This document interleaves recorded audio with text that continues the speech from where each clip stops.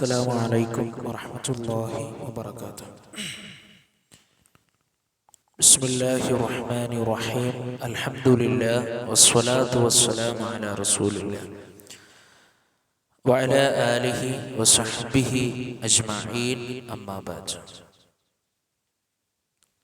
ഏറെ സ്നേഹം നിറഞ്ഞ സത്യവിശ്വാസികളെ, സഹോദരങ്ങളെ,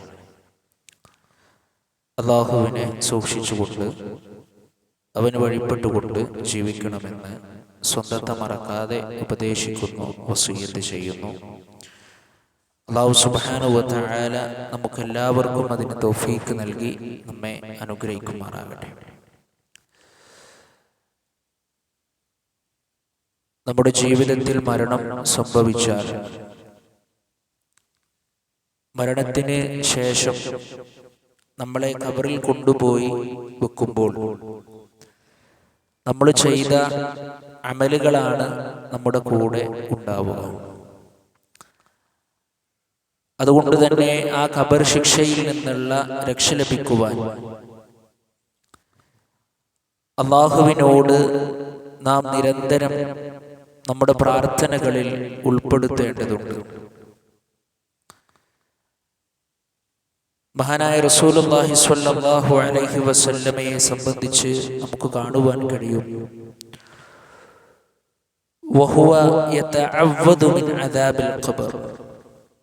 മഹാനായ റസൂലുള്ളാഹി സ്വല്ലല്ലാഹു അലൈഹി വസല്ലമ ഖബർ ശിക്ഷയിൽ നിന്ന് അല്ലാഹു സുബ്ഹാനഹു വ തആലയോട് രക്ഷ തേടുമായിരുന്നു എന്നുള്ളതാണ്.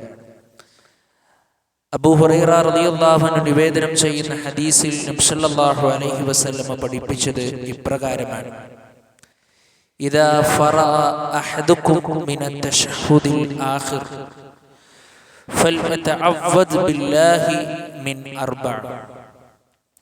നിങ്ങളെല്ലാവരും നമസ്കാരത്തിൽ അവസാനത്തെ തശഹുദിൽ നിന്ന് വിരമിച്ചാൽ അവൻ 4 കാര്യങ്ങളെക്കുറിച്ച് അല്ലാഹുവിനോട് രക്ഷ തേടിക്കൊള്ളട്ടെ. മിൻ അദാബി ജഹന്നം, നരക ശിക്ഷയിൽ നിന്ന്. വമിൻ അദാബിൽ ഖബർ, ഖബർ ശിക്ഷയിൽ നിന്ന്. വമിൻ ഫിത്നത്തിൽ മഹ്യാ വൽ മമാത്, ജീവിതത്തിന്റെയും മരണത്തിന്റെയും കുഴപ്പത്തിൽ നിന്ന്. വമിൻ ശർരിൽ മസീഹിദ് ദജ്ജാൽ, ദജ്ജാലിന്റെ കെടുതിയിൽ നിന്നും. ഇത് മഹാനായ റസൂലുള്ളാഹി സ്വല്ലല്ലാഹു അലൈഹി വസല്ലമ നമ്മെ പഠിപ്പിച്ചതാണ്.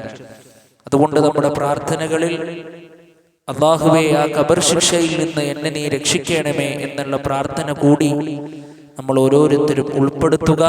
അതിനനുസരിച്ചുള്ള പ്രവർത്തനങ്ങളിൽ കർമ്മനിരതരാവുക.